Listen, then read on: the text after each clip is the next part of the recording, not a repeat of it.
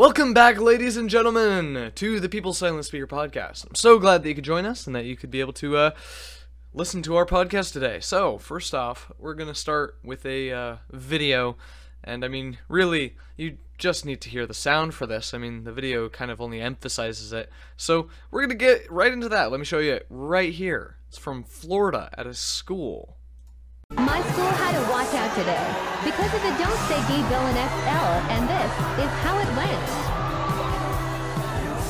The news is here.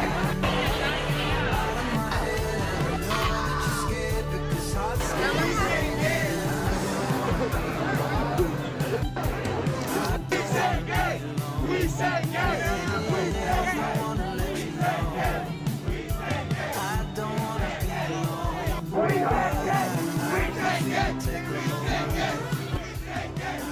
Alright, right here, they're holding up signs. If you can't see the video, they're holding up signs. It's like "Born This" or "Say Gay," "We Say Gay," "Trans rights are human rights." A lot of stuff that's like trans rights are human rights. And there's this phone number that they keep putting up, and they're all wearing this little heart pin with a flag on it with the gay colors. So there's that. How wonderful! How wonderful that we get to see that. So sorry that I had to put you through that. That was truly horrifying. Hated it. Oh gosh. So yeah, this is what is happening today. I showed you that because recently this "Don't Say Gay" stuff has been popping up everywhere, and honestly, when I first covered this in a episode a little while back, I did not think that this would be as drawn out as it has been, but of course, never underestimate the left's ability to absolutely throw a tantrum. So here we are, and they're having these giant meetings with everyone unmasked, and they're all outside, and they're all clumping together. Oh my gosh! If we showed this video to Dr. Fauci, he would clutch his chest, fall over, and die because there's so many people out together. But of course, that was all fake, and the left doesn't actually care about those protocols. They only care about it when they're controlling you.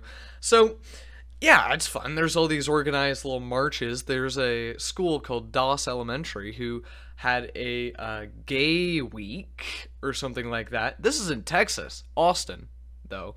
Austin's the more blue city out of the red state, but still, I mean, it's crazy. You've got this whole gay marching in an elementary school, and you can see people in the video. If you go to Libs of TikTok on Twitter, you can see there are people that are not even doing this. They're like just so half-hearted, and they're being forced to, of course, because I don't think that they would be I guess they would be probably excommunicated from the cult of the LGBT stuff. But no, they would be socially humiliated, and no one in school wants that. That's literally what you avoid in high school. So this whole gay stuff is literally a religion. This point was brought up by Ben Shapiro a while back, that this is all a religion. This is the same as the masks and COVID and how we worship all these things. There was a point where Pete Buttigieg was getting a classroom of students to pledge allegiance to the gay flag. It's horrifying, truly. I've never seen anyone pledge allegiance to a flag in the United States that was not the United States flag or a state of the United States. Like, that does not seem right. It's like worshiping. It's a cult. That's basically what it is, and it's basically a religion. I mean, really, a religion is composed of leading figures and a following and key concepts. The alphabet group has all those things. They have a large following, at least the left would like you to believe so, and they they have a lot of concepts that they believe, like men can be women and women can be men, which they cannot be. Men are men and women are women, not the other way around, or between, or other way weird stuff. They want to twist you in all these little pretzels because it's such a confusing thing. It's such a confusing kind of topic that when they twist you all around in circles here, they can take that and take your confusion and completely destroy your point if you're not careful. But this is all simply defeated. A man is a man and a woman is a woman. That is defined by physical features such as the ability to have children and the ability to impregnate women. Those are all abilities of two separate sexes and genders. There is not multiple genders. There's a photo that said gender's down here, not up here in your head. It's not a thing that you can decide for yourself. It is something that has already been decided for you, and it's part of a identity that you can't really change. It's like me saying, yeah, I decided that I'm blind now. That's actually, I think that's a sin in the leftist community. I think that is. But yeah, if I said that something about me is different, like, oh, gasp, I want to have really long hands, and suddenly you all have to tell me that, and you have to affirm my belief I have really long hands, but in reality I could just have really short hands. And so it's essentially just kind of kowtowing to this belief, this inner idea, this kind of narcissistic ability to think that you are the only person that matters and you are the only thing that matters, and everything about you can be changed as long as you are part of our group and believe in everything that we believe. It's such a bizarre thing that they have developed because none of it makes sense. The only thing that makes sense is that they want to confuse you. Okay? But if you ever get into an argument with this, then you just need to know that a man is a man and a woman is a woman. Matt Walsh has given the argument to people that have tried to argue with him and try to break down his points, but his points are very hard to break down because, the people that are trying to break it can't describe what a woman is. He will literally ask them, what is a woman? And in fact, Ketanji Brown Jackson was asked that in the Senate hearings. We'll get to that later, but she couldn't describe it because she's not a biologist, apparently. So, yeah. So all these people are like, we can't define that. We don't know what it is. It's anyone that identifies as a woman. No, that's not true, okay? It is very easy to identify at birth, okay? At birth, you can identify at least 2 people's genders, possibly even 3, easily. And you will get a definitive answer that is true and not based off of what they think, okay? You can know what a child's gender is even before they are born, but even when they are born, you don't keep it neutral, or you're like, oh, we gave them a gender neutral name so that when they grow up and they know for themselves and they can choose their own gender. No, that's not how it works, okay? None of that makes sense, okay? When you are born, it is not very hard. At birth, you have a gender, and even before then, it's not hard using an ultrasound to find out which gender you are. That does not change. That is not a changeable thing of the human body, okay? And all these people use the excuse that I'm not a biologist, or I don't have the right to say that, or all these things, and that just doesn't make sense, okay? It's not a hard question. It's not a hard answer, really. It's only hard if, by answering it, it defeats every single argument you have in your arsenal. That's the only reason why they can't define it. Okay, moving on. So Disney has actually put out a little thing here about the supposed Don't Say Gay bill, which is actually called the Parental Rights and Education bill. This is literally, if you oppose the so-called Don't Say Gay bill, the Parental Rights and Education bill, if you oppose that, you are literally opposing parental rights. What does that say about you? Number 1, you're a groomer. Number 2, you want to indoctrinate children. And number 3, You hate children and parents. And guess what? Disney's entire franchise is built off of the fact that it gives its products to its consumers. The consumers are, surprise, surprise, parents and children.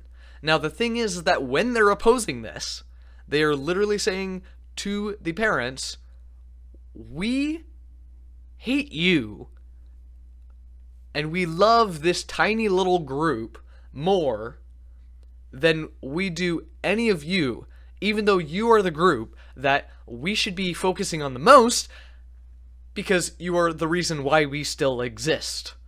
So when they're doing this, they're going to get ahead. Okay, Disney has announced that their new Pixar film, Lightyear, which is kind of the backstory, I guess, of Buzz Lightyear in a more modern animation style. And so they've announced now that one of the characters, two of the female characters, will have a lesbian kiss. So I hope this news gets out to everyone. I hope Disney advertises this in the trailer. I hope everyone knows, so that the parents and the people who actually care about their children and care about their children having good entertainment and not woke entertainment stay clear of this, and Disney gets the message that, well, that did not work. If you go woke, you get broke. Okay? That should be the slogan. Moving on. I mean, Disney's built their entire thing based off of family-friendly entertainment. And when they start going back on that, that is the one niche that they hold. That is their one monopoly. That they are the biggest brand in family entertainment. And when they double back, and they aren't that anymore, then what they do is they lose that entire audience. So right here, this announcement, I'm going to read it to you. This was apparently organized by the employee who runs the Twitter account for Disney Plus, the official Twitter account, and I'll read it to you right now. Disney Plus stands by our LGBTQIA plus employees, colleagues, families, storytellers, and fans, and we strongly denounce all legislation that infringes on the basic human rights of people in the LGBTQIA plus community. Let's pause right there. Okay, there's more. I didn't even read half of it yet, but it's already hit into a point where it says that they have the right. Now, the only thing, I did this in the previous episode of this podcast, and I read the bill. Okay? The bill does not infringe on any basic human rights, except for the possible right, if they think that they have the right to indoctrinate children to be sexually confused and dysphoric about their gender. If that is a basic right of the LGBTQIA plus community, that they call it, the alphabet group, the alphabet soup group, if that is their basic right, and you notice right here, it said basic human rights of people in the community. Only that community. No other community, okay? No one else has that right. Only the alphabet soup group, okay? They're the only ones that can do this. Okay?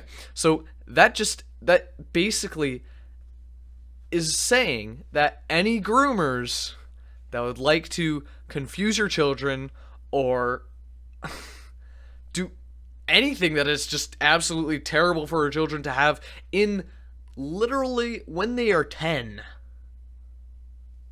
If that is something that all these people, what that the left wants, if this is a right that they call it, then that says a lot about this.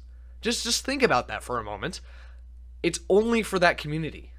No one else, no other community, except for possibly people who support that community. So that basically opens the door for any pedophile, pervert, or anybody that would like to indoctrinate children. It basically gives them full reign to do what they want. So that's horrible. Let me finish this little horrid piece of stinking crap. Okay, community. Especially legislation that targets and harms young people and their families. We strive to create a service that reflects the world in which we live, and our hope is to be a source for inclusive, empowering, and authentic stories that unite us in our shared humanity. I thought I could just get through this, and that was the only point I had to make, but of course not. So, they say right here that they strive to create a service that reflects the world in which we live. So, what they're saying here is that they want to create services that represent the LGBTQ community, the alphabet soup community, of course, and the black community, the any minor community they will support. But also, if they're talking about Disney as a company, then I guess they're also going to strive to create a service that reflects communism, because they live in they have their company in Hong Kong, China, which is communistic, and they also filmed Mulan in the province where they were literally enslaving and imprisoning millions of Muslims and religious people that wanted to have the right. So I guess Disney's gonna reflect those values in their services as well. So you know, I'm excited for the Joseph Stalin backstory origin Pixar movie with a gay kiss between Stalin and Lenin. That should be interesting Disney film. Oh yeah, and Lenin will be black, of course, because, you know, you have to have representation, not historical accuracy or anything like that. So, yeah, interesting. So, that's Disney Plus's thing, their Twitter account. You can go there and see it now, if you'd like. I don't know why you'd want to, but of course, it's there. So, yeah. Keeping on topic with the Florida bill, parental rights and education bill, there is a NBC news reporter. His name is Mark Caputo. He's now started making sense. This is truly exciting. So I'm going to play you this little clip here. Reading of the bill, while legislative intent does matter, what does also matter when you challenge legislation is you first have to look at the four corners of the document and see what it actually says. The bill does not say, don't say gay. It says, don't teach about these issues in general. So, you know, the reality is don't say gay is technically not an accurate description. And one of the reasons, despite the fact that you were very careful in the way you asked that question of DeSantis, he bit your head off, was that he sees an opportunity here for the news media to not live up to its own standards. You know, we made a big deal during the Trump years, and rightfully so, and critics did, that the news media need to start calling lies lies and be very clear if something was baseless, was without fact, or was supported or not supported by evidence or without evidence. And if something was false, we'd say he falsely stated it. Well, you know, to say this actually says don't say gay is false. So for us to say, oh, it's the don't say gay bill, that would be a similar thing, similar, not exactly the same, of us during Obamacare saying, oh, well, the Obamacare bill is the death panel bill because that's what the opponents call it. Well, it wasn't the death panel bill. And again, when you read the four corners of this document, it doesn't say, don't say gay. He is completely right on all those things, of course, because it says it does not say gay anywhere in there. Nowhere does it say thou shalt not say gay or anything. It doesn't even have gay in the bill. How can you ban the word gay without saying gay? So, yeah. I mean, he's starting to see at the double standard. He brought up Trump and how the media was slamming everything he did, and they were always after Trump, and they were always on his tail.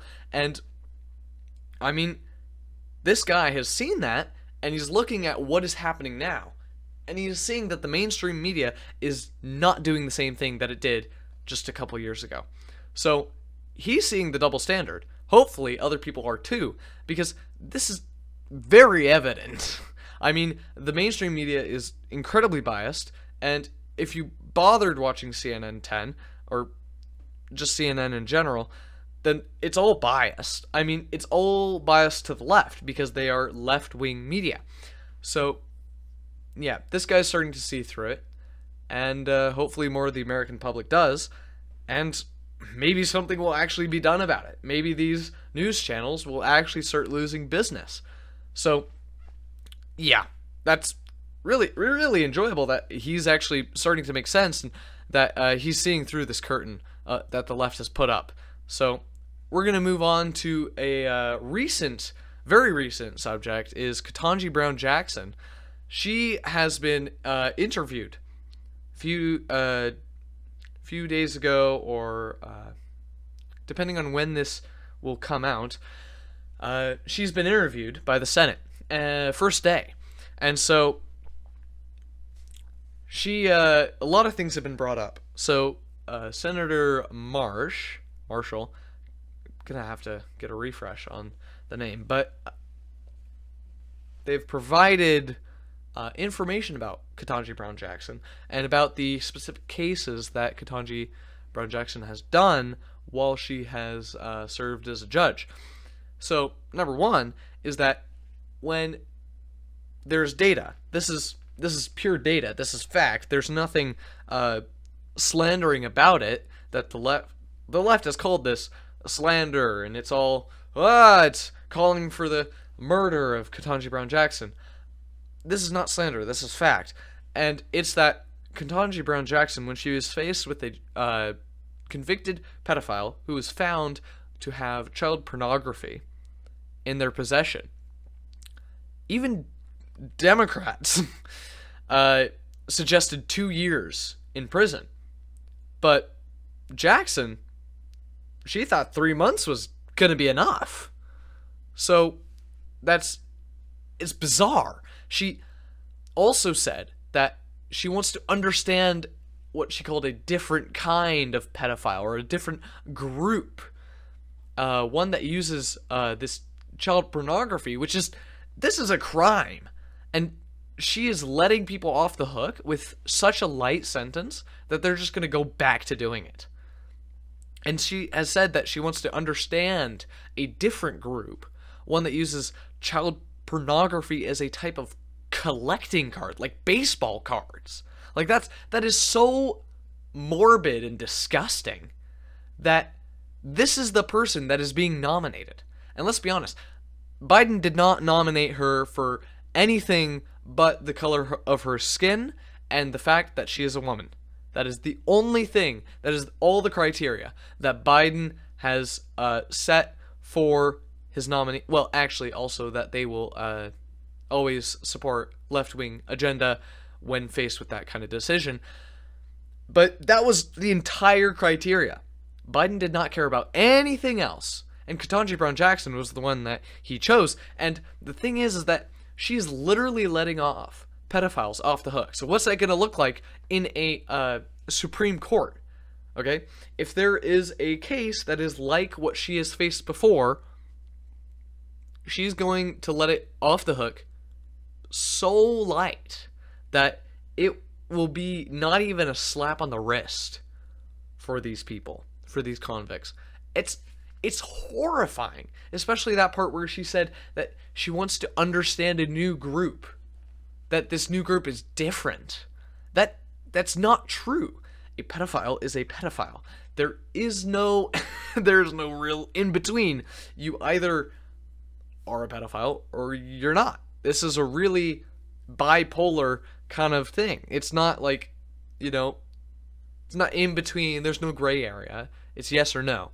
So apparently she thinks that there's all sorts of kinds of pedophiles. I don't know what is going on with her. She is so bizarre. So Senator Ted Cruz from Texas actually interviewed her. So we're going to watch this little clip here. Really interesting. Now, what should this hearing be and what should it not be? Well, you've heard a number of members on the Republican side of the aisle quite clear on what it should not be. This will not be a political circus. This will not be the kind of character smear that sadly our Democratic colleagues have gotten very good at.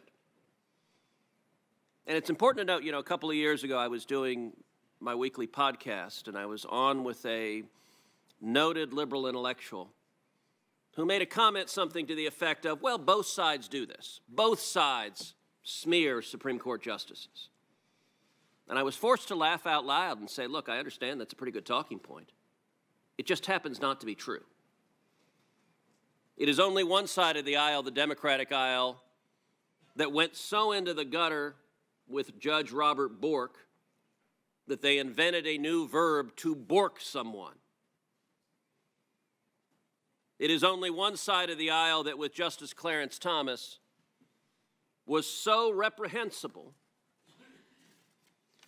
that, as the president who nominated him, President George Herbert Walker Bush, wrote at the time, quote, "What's happening to Clarence Thomas is just plain horrible. All the groups that tried to beat him up on abortion or affirmative action have now come out of the woodwork. They are trying to destroy a decent man. This is an ugly process, and one can see clearly why so many good people elect to stay out of public life." As Justice Thomas observed in that hearing, what happened there was, to use his words, a high-tech lynching. And I would note the chairman who presided over that disgrace was Joe Biden. All right. Yeah, so there's Senator Ted Cruz. He's completely right. You may think of what I just said previously about all the stuff that has come out about Ketanji Brown Jackson against a convicted pedophile cases and that kind of stuff. You may think that that's slander, but it's not. It's fact. That is not a call for her murder, for any of the stuff that the left is claiming. It's in fact just fact. Like that. It's not very hard. I mean, the Democratic side of the aisle has been slandering every single Republican pick, and honestly, it's not a very bad tactic, but it isn't the best. But it is a good tactic when the other side is not doing the same thing. But when there was a Trump nominee, there's a nomination by Trump, the left quite literally called the nomination. They said that they were a part of a gang, that they were in a cult, that they committed all sorts of these crimes. And none of these claims were actually held up because they were complete lies, but they were just completely bizarre and just out of this world that it just never made sense. And that's just what the left does with nominees.